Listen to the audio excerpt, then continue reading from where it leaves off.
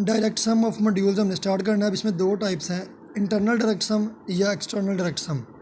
External direct sum में तो सिर्फ उन्होंने डिस्क्राइब किया हुआ है कि चीज़ों को ऐड किस तरह करते हैं और मल्टीप्लाई किस तरह करते हैं जस्ट।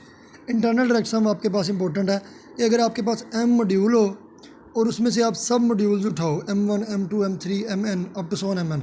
आपको पता है मॉड्यूल में सारी प्रॉपर्टीज़ उसकी मॉड्यूल की पूरी होंगी और सब मॉड्यूल में भी मॉड्यूल वाली सारी प्रॉपर्टीज़ पूरी होती हैं।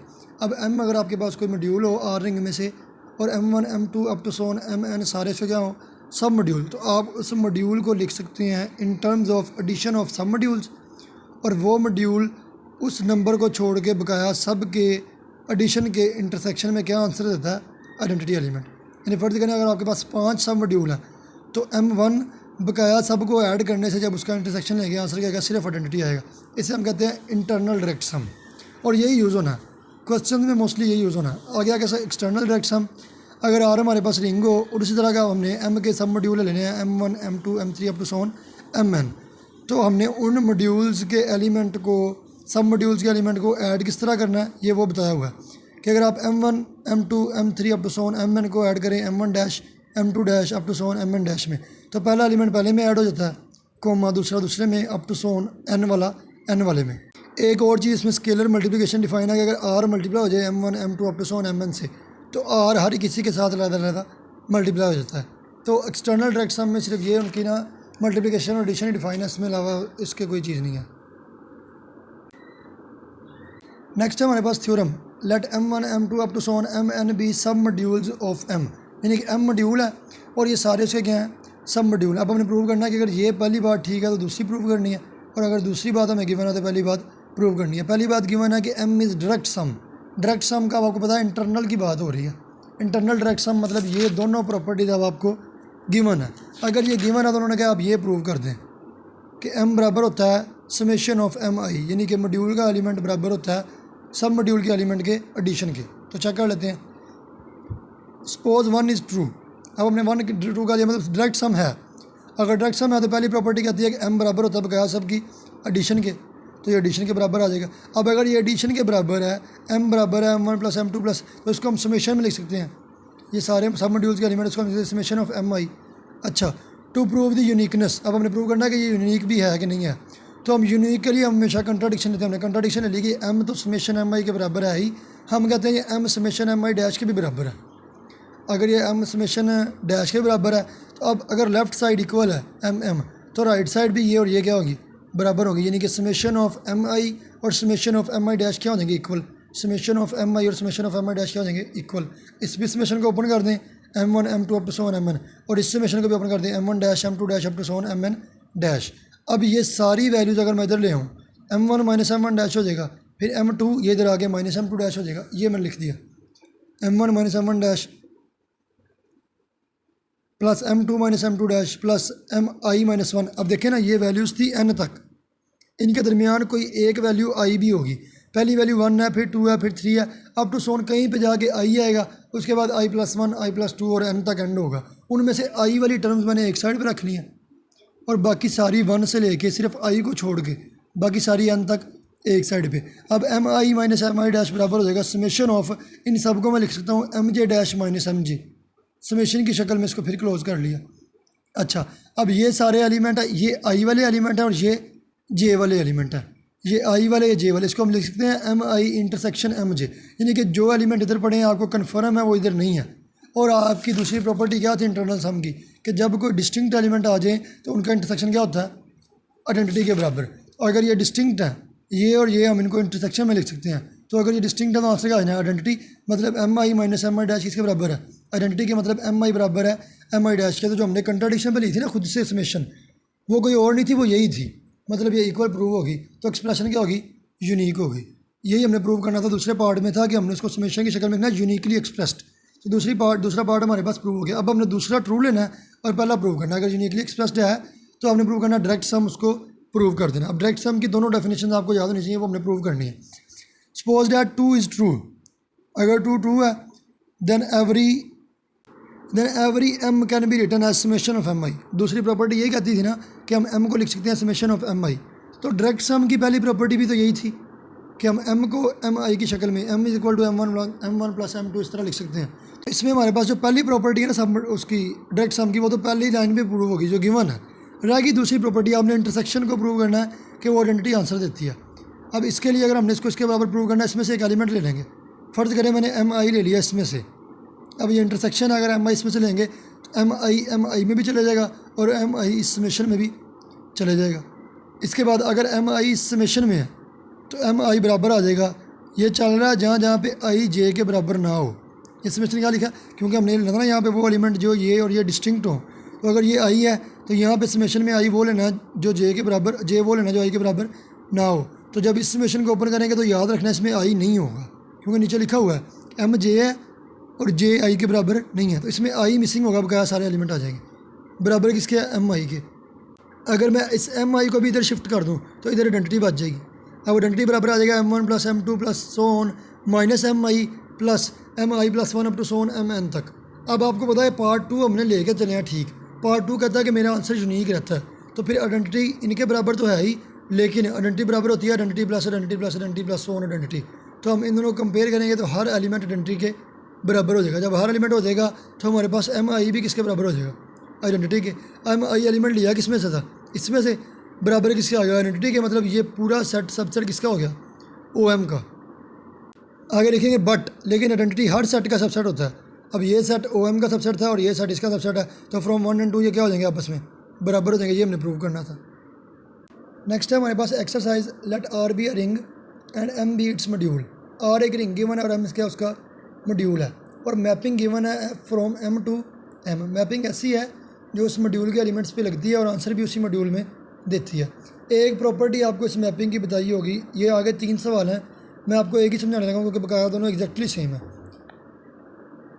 अच्छा, अब आपने प्रूव करना है कि m बराबर है direct sum of kernel of f plus images of f। अब डायरेक्ट सम के भी आप डेफिनेशन पढ़ के आए हो कि जो एलिमेंट्स दिए हों, जो सब मॉड्यूल्स हों, उनके सम के बराबर आ जाए अगर चीज़, यानी कि अगर m बराबर आ जाए कर्नल प्लस इमेजेस के सम के, और इन दोनों का इंटरसेक्शन अगर क्या हो जाए, आइडेंटिटी देने लग पड़े, तो ये डायरेक्ट सम हमारे पास प्रूव। यानी कि डायरेक्ट सम की चीज़ें कंडीशन ही 2 थी कि सम बराबर आ जाए बड़े सेट के, सब सेट का सम आ जाए बड़े सेट के बराबर, उनकी इंटरसेक्शन आ जाए फाई। ये 2 चीज़ें अब मैंने प्रूव करनी है। सबसे पहले आपको पता होना चाहिए कि सब मॉड्यूल्स हैं या नहीं।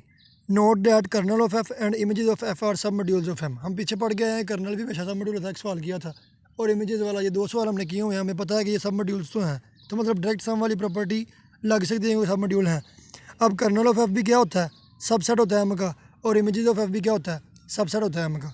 अगर ये दोनों सबसेट ऑफ एम है तो इनका एडिशन भी क्या होगा, सबसेट ऑफ एम ही होगा।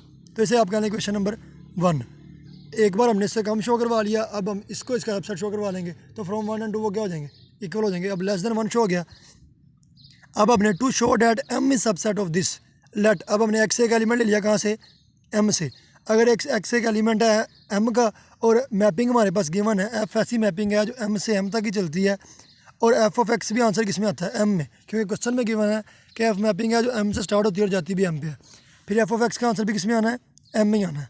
अच्छा, अब हम लिख सकते हैं एक्स को लिख सकते हैं ना, x minus F of x plus F, यानी कि प्लस एक्स और माइनस एफ ऑफ एक्स क्या हो जाएंगे, कट जाएंगे। एक्स को हम लिख सकते हैं x minus F of x plus F of x. अब दोनों तरफ मैपिंग अप्लाई कर दो, एफ ऑफ एक्स बराबर आ जाएगा F of x minus F of x plus F of x, यानी कि ये एफ स्केयर बन रहा है यहाँ पे। इसके बाद अब ये एलिमेंट इधर ले आओ, ये एफ ऑफ एक्स हो जाएगा minus F square of x हो जाएगा। अब क्वेश्चन में एक प्रॉपर्टी मैंने कहा था गिवन होगी, वो इस सवाल में ये थी कि एफ स्केयर और एफ क्या होते हैं, बराबर होते हैं। मैं इस एफ स्केयर को उठा के यहाँ पे एफ ऑफ एक्स लिख सकता हूँ, तो एफ ऑफ एक्स और एफ ऑफ एक्स क्या हो जाएंगे, कट जाएंगे, यानी कि F of x minus F of X के बराबर आ जाएगा आइडेंटिटी एलिमेंट ओ एम की।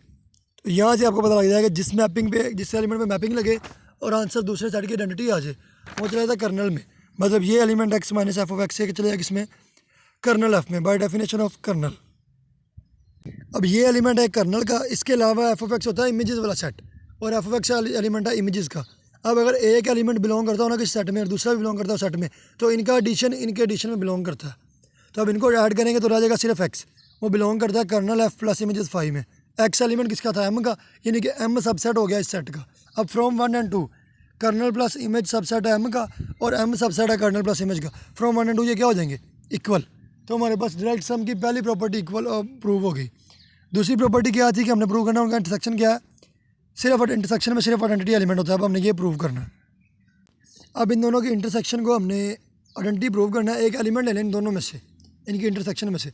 अगर वाई इनकी इंटरसेक्शन में है तो वाई कर्नल में भी आ जाएगा, वाई इमेजेस में भी आ जाएगा। अब वाई जब कर्नल में होगा तो कर्नल में वो एलिमेंट होते हैं जिन पर मैपिंग लगे और आंसर आइडेंटिटी आ जाए, यानी कि एफ ऑफ वाई का आंसर क्या आ जाएगा OM। और अगर वाई इमेजेस में है तो फिर वाई को हम एफ ऑफ एक्स की शक्ल में लिख सकते हैं। ठीक है, अब मैं इसको लेके चलूँगा। OM किसके बराबर है? एफ ऑफ वाई के। वाई की जगह पे मैं एफ ऑफ एक्स लिख सकता हूँ, तो फिर OM बराबर आ जाएगा एफ ऑफ एक्स। अब ये हो जाएगा एफ पे अप्लाई हो रहा है, हो जाएगा एफ स्केयर।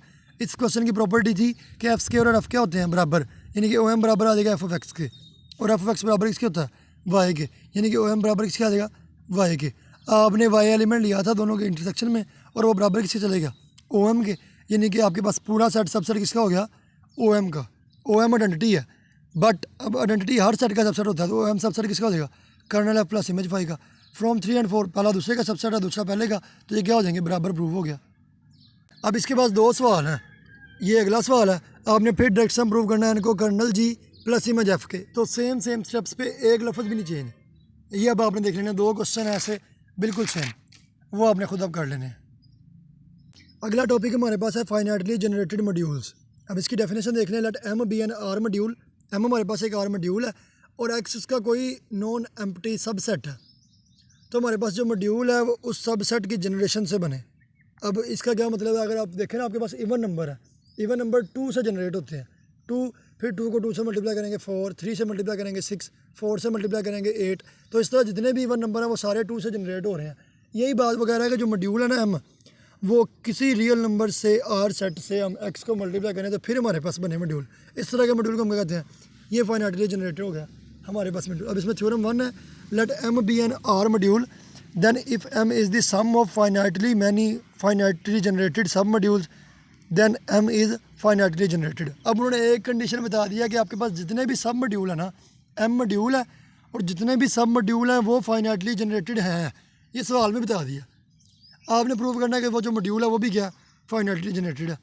एक इन्फॉर्मेशन गिवन है कि सब मॉड्यूल्स आपके पास फाइनाइटली जनरेटेड हैं, और एक चीज़ आपने प्रूव करनी है कि वो जो मॉड्यूल है बड़ा मॉड्यूल है, सब मॉड्यूल नहीं बड़ा मॉड्यूल, वो भी हमारे पास क्या होना चाहिए? फाइनाइटली जनरेटेड होना चाहिए। प्रूव करना। Suppose that M is sum of finitely many finitely generated submodules. हमने क्या लिया कि वो M बन रहा है M1 M2 up to so on MK से। अच्छा, अब हमें पता है ये सारे क्या हैं? फाइनाइटली जनरेटेड है। Since each MI is finitely generated, अगर हर MI हमारे पास क्या है? फाइनाइटली जनरेटेड है, तो हम लेट कर लेंगे XI1 XI2 up to Son XIKI। ये सारे क्या हैं? जनरेटर्स हैं इन सब मॉड्यूल्स के। अब I की वैल्यू वेरी करेगी, यानी कि अगर M1 है तो यहाँ पे आ जाएगा X11 X12 X13 X14 up to सोन। अगर M2 है तो आ जाएगा X21 X22। ये सारे जनरेटर्स हैं सब मॉड्यूल्स के। ये तो कन्फर्म हो गया। अब हम क्लेम कर रहे हैं, हम कह रहे हैं कि ये सारे X11 X12 up to Son X1N, फिर X21 X22 up to Son X2 के, उसके बाद X31 और अप टू सोन XN तक, ये सारे एलिमेंट्स अगर हम मिला के एक सेट में रख दें तो हम कहेंगे ये बनाता है पूरे M को। यानी कि X11 से लेके X1K तक हमारे पास बना रहा था M1 को, पहले सब मॉड्यूल को, फिर X21 X22 ये बना रहा था दूसरे सब मॉड्यूल को। मैं कह रहा हूँ कि वो सारे एलिमेंट्स अगर एक ही सेट में रख दूँ बड़े में, तो ये हमारे पास पूरा बड़ा सेट M बना देगा। ये चीज़ हम प्रूव करना चाहते हैं। अब हम M को लिख सकते हैं M1 plus M2 plus so on MN तक, क्योंकि ये तो बात शुरू से चल रही है ना कि M बनता है सब मॉड्यूल्स को ऐड करने से। M बराबर आ जाएगा M1 plus M2 plus so on MN तक। इसके बाद अब मैं M को लिख सकता हूँ, इन सब को मैं समेशन बना सकता हूँ। ये समेशन आ जाएगा I is equal to 1 to N MI। Simple चीज़ है, N सब मॉड्यूल्स थे, उनके एलिमेंट समेशन आ जाएगा 1 से लेके, क्योंकि N थे तो N तक आ जाएगा MI। अब इसके बाद MI एलिमेंट है सब मॉड्यूल के, और आप सब मॉड्यूल्स के लिए पढ़ के आए हो कि सब मॉड्यूल्स इनसे जनरेट होते हैं। तो MI को फिर हम आगे लिखते हैं समेशन की शक्ल में, क्योंकि MI इनसे जनरेट होते हैं। तो जनरेट का मतलब होता है एक रियल का एलिमेंट, एक इसका एलिमेंट, प्लस फिर रियल का एलिमेंट, फिर इसका एलिमेंट। तो ये आ जाएगा RIJ और XIJ। ये हमारे पास MI सब मॉड्यूल्स के एलिमेंट इस शक्ल के हैं। अब ये जब MI के एलिमेंट आ गए हैं, वो हम उठा के इसको इक्वेशन नंबर 1 में पुट करें। इक्वेशन नंबर 1 कहती है एक ये समेशन था, और MI की जगह पे ये पूरी वैल्यू मैंने रख दी है, 2 समेशन बन जाएंगे। ये हमारे पास M के एलिमेंट आ गए। M जिसको हमने प्रूव करना है, उस तरफ चल पड़े। अब इनमें से हमने एक समेशन जो एन तक है ना उसको ओपन कर देना। जहाँ जहाँ पे हमको आई नज़र आ रहा है ना वहाँ पे हमने 1 से लेके एन तक पुट कर देना। अब जहाँ जहाँ पे आई था वहाँ पे 1 आ गया, फिर 2 आ गया, अप टू सोन एन तक। अब ये सारे एलिमेंट, ये सारे समेशंस, अब ये सारे समेशन मैंने ओपन करने हैं। अब जहाँ जहाँ पे जे है वो 1 से लेके K1 तक, जहाँ जहाँ पे जे है वो 1 से लेके K2 तक, जहाँ जहाँ पे जे है वो 1 से लेके Kn तक, ये सारे मैंने एलिमेंट्स सारे समेशन एक एक करके ओपन कर दिए। इनको सबको एक ब्रैकेट में लिखूँ तो वो वही ब्रैकेट बन जाती है जिसको मैंने शुरू में लिखा था कि हमने शो करवाना है एम इनसे जनरेट हो। तो ये सारे वही एलिमेंट हैं और राइट साइड लेफ्ट साइड पे हमारे पास एम है, तो एम इन सब के ऐड करने से आ रहा है, मतलब एम इन सब की जनरेशन से ही आ रहा है। यही हमने प्रूव करना था। तो ये हमारे पास प्रूव हो गया कि एम जो हमारे पास मॉड्यूल है वो भी क्या है, फाइनाइटली जनरेटेड है। नेक्स्ट हमारे पास थ्योरम है let M be an R module, और हमें बता दिया गया कि एम जनरेट हो रहा है एस एलिमेंट से। तो फिर एन एक सब मॉड्यूल लें और उनका क्वेश्चन बना लें, यानी कि एम डिवाइड कर रहा है किसको, एन को। तो फिर एम ओवर एन जो क्वेश्चन है वो भी बनेगा एस एलिमेंट से, यानी कि अगर एम जनरेट हो रहा है एस एलिमेंट से तो एम ओवर एन जो क्वेश्चन में एलिमेंट है, क्वेश्चन में उसके सब मॉड्यूल में, वो भी हमारे पास क्या होगा, वो भी एस एलिमेंट से जनरेट होगा। अच्छा अब गिवन है suppose M is generated by S element, अगर एस एलिमेंट हमने लेट कर लिया वो एलिमेंट है x1 x2 up to so on xs, ये एलिमेंट है जिनसे किसी क्या बन रहा है, एम बन रहा है। अब हमने क्लेम कर लिया कि जो एम ओवर एन एलिमेंट है ये भी एस से बनने हैं ना, तो इनकी शक्ल क्या होती है, x1 plus N x2 plus N, हमने कहा ये भी एस एलिमेंट है xs प्लस एन तक, इनसे मिलकर ये भी क्या बनता है, एम ओवर एन बनता है। अच्छा टू प्रूव दिस, अब हमने ये प्रूव करने के लिए लेट कर लिया कि x प्लस एन एक एलिमेंट है किसका, एम ओवर एन का, इसके एलिमेंट सारे इस शक्ल के होते हैं। हमने एक एलिमेंट ले लिया x प्लस एस, देन तो इसमें से हमारे पास x किसको बिलोंग करता है, m को। अब since x1 x2 up to so on xs generates m, हमें पता है कि m जनरेट हो रहा है इन सब एलिमेंट से। अगर जनरेट हो रहा है तो वहाँ पे हमारे पास रियल नंबर के भी कोई ना कोई एलिमेंट होंगे, r1 r2 up to so on rs, such that x बनता होगा r1 x1 plus r2 x2 plus so on rs sx। अब हम लिख सकते हैं फिर x प्लस एन, इस तरफ ये सारे एलिमेंट, इधर भी n ऐड कर दिया, इधर भी n ऐड कर दिया। अब सब मॉड्यूल की प्रॉपर्टी है जब सबके साथ n ऐड हो रहा है ना तो वो सबके साथ सेपरेट भी ऐड हो सकता है।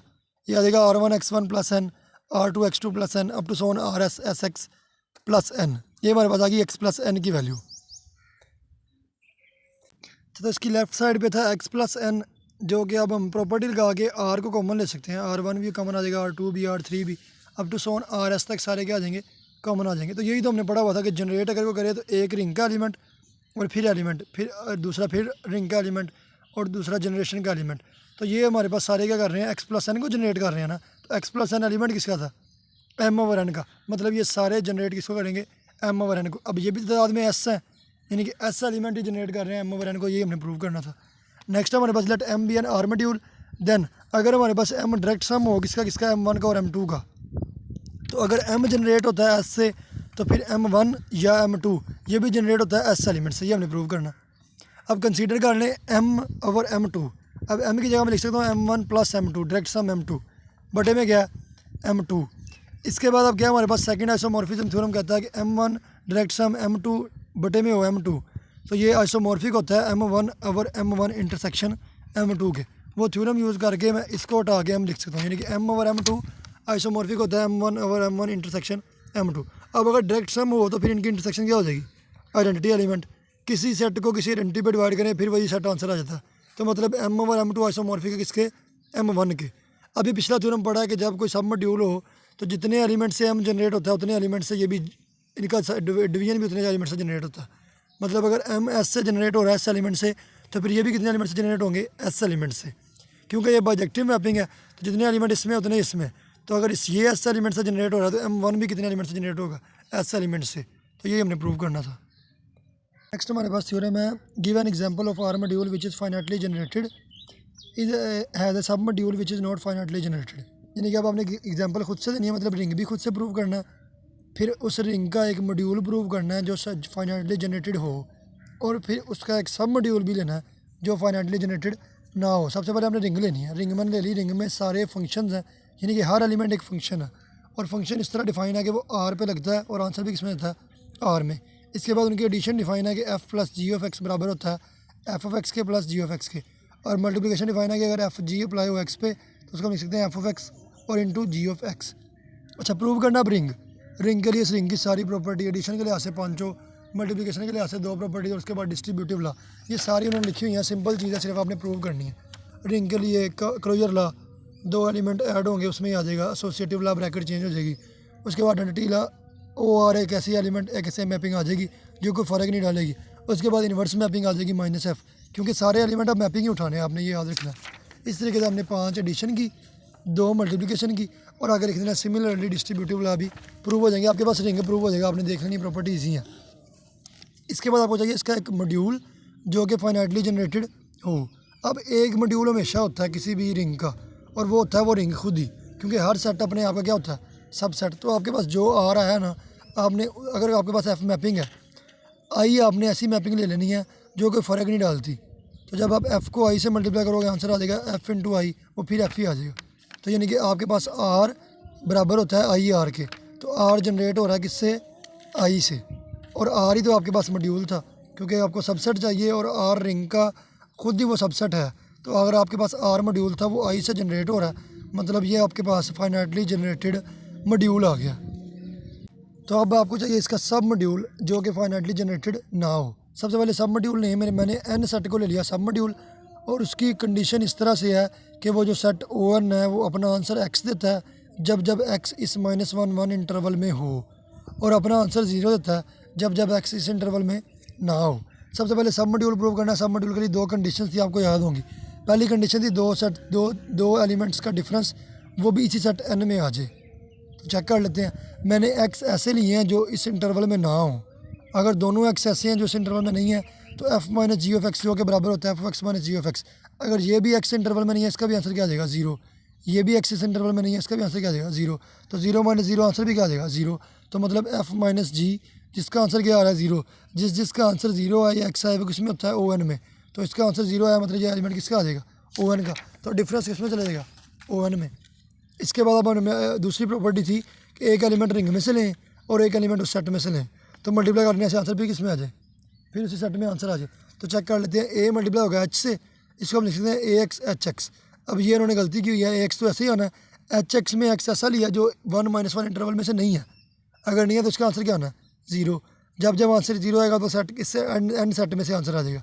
तो ए एच भी किस में से आया, एन में से। तो ये हमारे पास सब मॉड्यूल प्रूव हो गया। अब हमने प्रूव करना कि ये हमारे पास फाइनाइटली जनरेटेड नहीं है। तो हम कंट्राडिक्शन पे कह रहे हैं कि ये फाइनाइटली जनरेटेड है और जनरेट हो रहा है F1 F2 up to Son Fk तक के एलिमेंट से जनरेट हो रहा है। फाइनाइटली जनरेटेड की आपने डेफिनेशन यही पढ़ी थी ना, कि उसमें से सबसेट उठाना है, उसके एलिमेंट से वो पूरा मॉड्यूल क्या हो जाए, जनरेट हो जाए। अब मैंने इस सब मॉड्यूल में से एलिमेंट उठाए हैं F1 F2 up to Son Fk, इसके अंदर से ही इसका नॉन एम्प्टी सबसेट उठाते थे जो इसको जनरेट कर दे। तो मैं कह रहा हूँ ये सारे इसको जनरेट कर देंगे, और इस बात को मैंने गलत प्रूव करना है क्योंकि ये कंट्राडिक्शन ली हुई है। अब इसमें मौजूद जितने भी एफ़ है ना, उनकी प्रॉपर्टी भी कुछ इस तरह की है कि वो एफ ऑफ एक्स भी अपना आंसर क्या देते हैं, 0 देते हैं। बस ये आपने याद रखना है। अब हमने करना क्या, प्रूव करना है कि ये वो इससे जनरेट नहीं होते। बीटा एक्स मैंने ऐसा एलिमेंट ले लिया जो अपना आंसर क्या दे रहा है, 0 दे रहा है। तो हर वो एलिमेंट जो अपना आंसर 0 दे वो तो एन में नहीं था, क्योंकि ये F1 F2 सारे एन में हैं और अपना आंसर क्या दे रहे हैं, 0 दे रहे हैं। तो बीटा भी ऐसा एलिमेंट जो अपना आंसर क्या दे रहा है, 0 दे रहा है। तो अब हम तो अगर बीटा इनके कम्बिनेशन में लिखा जा सके फिर तो वो फाइनाइटली जनरेटेड प्रूव हो जाएगा। हमने प्रूव करना फाइनाइटली जनरेटेड नहीं है, यानी कि हम चाहते हैं कि बीटा अपना आंसर भी 0 दे और इनकी शक्ल में भी ना लिखा हो, फिर ये फाइनाइटली जनरेटेड नहीं है। यानी कि हम चाहते हैं कि जो बीटा एलिमेंट है जो अपना आंसर एक्स पे 0 तो दे रहा है, लेकिन वो इनसे जनरेट ना हो, जिनको हम जनरेटर कह के चले हैं वो इनसे जनरेट ना हो। तो अच्छा, अब हम कंट्राडिक्शन लेके चलें। अगर हम बीटा को इस तरह लिख सकें, फ़र्ज़ कर लें हमने उल्ट चलना है अब, तो अगर हम बीटा को इनकी शक्ल में लिख सकें, हमने लिख लिया बीटा बराबर HF1 + H2F2 + सोन HK अब जब बीटा एक्स पे अप्लाई होगा, हम कहते हैं बीटा अपना एक्स पे आंसर क्या देता है, 0। जब बीटा एक्स पे अप्लाई होगा तो क्या हो जाएगा, H1F1 + H2F2 + सोन HK अपना एक्स अप्लाई होगा तो एक्स सब के साथ क्या हो जाएगा, अप्लाई हो जाएगा। अब सारे एफ़ ने अपना आंसर क्या देना है, 0, क्योंकि आप कह के चले हो कि सारे एफ़ आंसर क्या देते हैं, 0। सारे एफ़ अगर आंसर 0 देंगे तो सब में आंसर क्या आ जाएगा, 0 0 0, ऐड हो के भी आंसर क्या आ जाना है, 0। तो बीटा एक्स अपना आंसर क्या दे रहा है, 0। अब जब इन सब को हमने सॉल्व किया है, ये 0 × 0 सब का आंसर क्या आ गया, 0, यानी कि बीटा एक्स का आंसर 0 तो आ गया। ये तो बात हमने पहले भी कही हुई थी, वही बात दोबारा प्रूव हो गई है। जब हमने प्रूव करना हो ना कि ये जनरेट हो रहा है इनसे, तो इसके लीनियर कम्बिनेशन में आने के बाद बात ख़त्म हो जानी चाहिए थी, क्योंकि इसके बारे में फर्दर इन्फॉर्मेशन पता है कि एफ़ अपना आंसर 0 देता है। हमने वो पुट किया, बीटा ऑफ एक्स का आंसर क्या आ गया, ज़ीरो आ गया। ये बात तो हम कह के चले, हमने प्रूव करना था कम्बिनेशन, उस कम्बिनेशन को हमने यहाँ पे लिया भी है खुद से ही, लेकिन वो चीज़ रही नहीं है, वो आंसर क्या कर गया, ज़ीरो कर गया। ये बात तो हमें पहले ही पता है। तो यानी कि बीटा एक्स ज़ीरो भी है, एन को बिलोंग भी करता है। हर वो चीज़ जो अपना आंसर ज़ीरो देगी वो एन को बिलोंग कर जाएगी। एन को बिलोंग भी कर रहा है, लेकिन बीटा एक्स को हम कम्बिनेशन की शक्ल में लिख सकते हैं, वो अपना आंसर ज़ीरो बना देता है। बीटा एक्स बीटा एन में भी है और इनका कम्बिनेशन में भी नहीं है। तो जब जब कम्बिनेशन में नहीं होगा वो फाइनाइटली जनरेटेड तो हो नहीं सकता। फाइनाइटली जनरेटेड होता ही तब है जब किसी सेट के कम्बिनेशन में आ जाए। तो ये एन में भी है और कम्बिनेशन में भी नहीं है, तो ये नॉट फाइनाइटली। तो हमने क्या प्रूव कर लिया, पहले रिंग प्रूव की, एक मॉड्यूल लिया जो कि वो रिंग को ही हमने मॉड्यूल कह दिया और वो फाइनाइटली जनरेटेड था आई से मल्टीप्लाई होके। उसके बाद सब मॉड्यूल लिया एन, जो कि सब मॉड्यूल भी है, हमने प्रूव किया, लेकिन फाइनाइटली जनरेटेड नहीं है क्योंकि वो आंसर ज़ीरो देता है लेकिन कम्बिनेशन में खुद को नहीं लिखते। जब तक कम्बिनेशन में नहीं लिखेगा वो फाइनाइटली जनरेटेड नहीं है। तो यहाँ पे हमारे पास थ्योरम प्रूव हो गया।